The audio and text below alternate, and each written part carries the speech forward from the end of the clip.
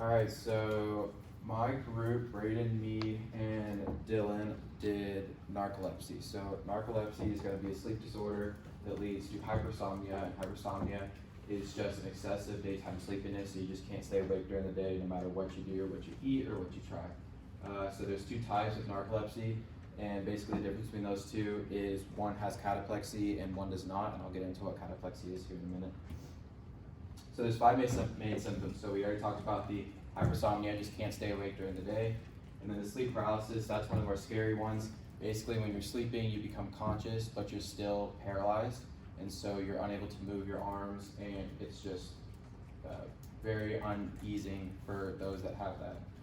And then we have the hypnopompic hallucinations and hypnagogic hallucinations. So basically, those two go hand in hand.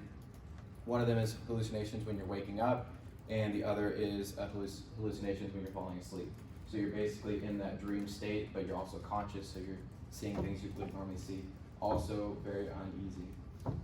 So then we get to the cataplexy, like I was talking about, and cataplexy is very, very interesting. So what'll happen is basically whenever you have a surge of emotions, it could be anger, happiness, being upset, you just lose muscle control, and that muscle control could be anything from maybe like a blink that wasn't intended, or like a muscle twitch in your leg, and a lot of times they'll just collapse, so they'll just fall on the ground after laughing. So it almost seems funny in some, in a video, but at the same time, it's also very hard to diagnose as well, because it's not typically something that you think of as a sleep disorder. And then the fifth symptom is going to be fragmented nighttime sleep. That goes as what it's saying is basically you're not getting sleep at night. So you can't sleep during the day, and your body won't let you sleep at night. Then we have causes. So this is going to be an infection that causes your immune system to attack and destroy your hypocretin neurons. This hypocretin is going to be what keeps you awake during the day. So a lot of us have a genetic predisposition. Interestingly enough, 50% of the population has this gene to get narcolepsy, and it's just this infection that, if you will, turns the gene on.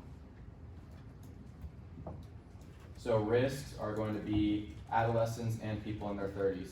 So this is, another word for this is bimodal peak. So in a lot of diseases, you'll say, oh, you're more susceptible at this age or during this time of your life. There's actually two stages of your life that you're the most susceptible, so this is just a bimodal peak. So adolescents and then people in their 30s. So diagnosis, you're gonna have a sleep study. So this basically eliminates any other type of sleep disorder, any other reason you can't sleep during the day.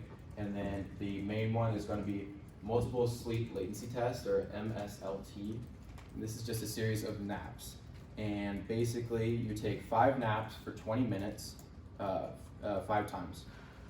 And then you gotta find out how quickly a patient goes to sleep, and then how quickly they go into REM sleep, so that rapid eye movement sleep. And then if 2 out of those 5 times they entered this REM sleep, then this is one of the parts for diagnosis. And then also the mean latency.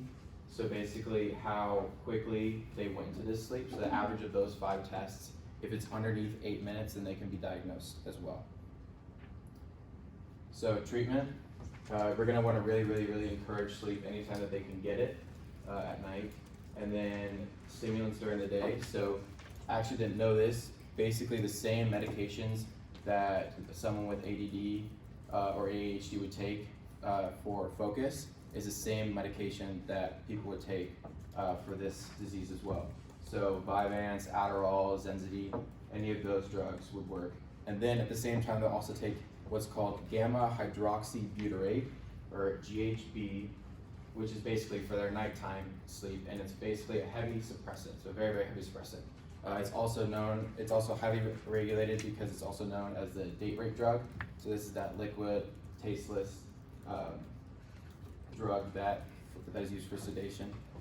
So this is very highly regulated, and also a benefit of it is it also suppresses that cataplexy. So after taking both of these drugs, you're basically symptom-free. And then another fun fact about these is that a 30-minute nap, if the patient is able to get that, is the equivalent of 3 hours of the stimulant medication. So it really embodies a power nap. And then we have prognosis and follow-up. So with these two medication combinations, patients are able to live a normal life as long as they're continuing those medications. They're able to stay awake during the day and then sleep and get plenty of sleep during the night.